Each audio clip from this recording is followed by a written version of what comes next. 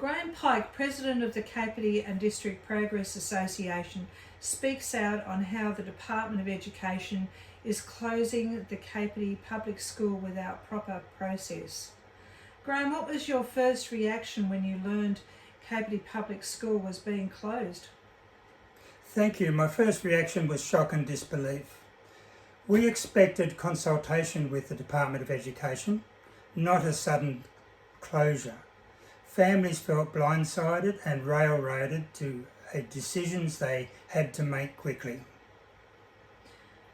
Section 28 of the Education Act requires consultation. How was that process ignored? The Act is very clear. Communities must be consulted. In Capertee, no consultation occurred. There was no review committee and parents were denied their right of reply. So what impact has the lack of consultation had on parents and families? I'd have hated to have had a child in the primary school because it has created enormous stress on them. Parents feel powerless, the children feel abandoned because they were looking forward to going to school next year at Capertee Public School, and the community has been silenced in its efforts to make this lack of process clear. The Department of Education says no new enrolment numbers were received for 2026. How do you respond to that? Well, there was 2 families that I know of that were told to actually look elsewhere. There's possibly a 3rd one, and there was even one child that went to Book Week expecting to come to Capertee Public School next year. Do you believe the closure decision has been made prematurely? Absolutely. The decision was rushed without proper process and without considering the long-term needs of the Capertee families and their community. What's been the emotional toll on children and families? Children have lost their sense of stability. They're now going to be starting a new school. Parents are now anxious about their child's future because they've now got to make arrangements for transport of their child to the new school, and it's heartbreaking to see a community stripped of its school without a voice.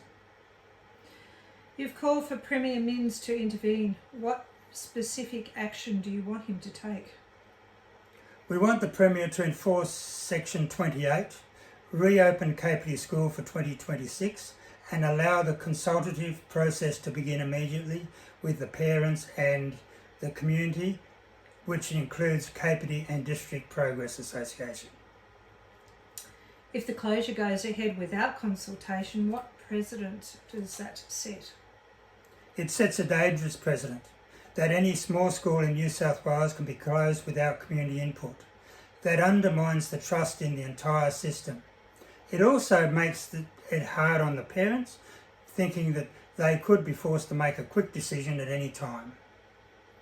How has the Progress Association tried to engage with the department, and what response have you received? Yes, thank you for that. We've written, called and requested meetings. The response has been silence. We have even gone as high as requesting a meeting with Chris Minns, but the silence itself is a breach of accountability. What message do you want to send directly to viewers and to the government? Capertee families are not asking for special treatment.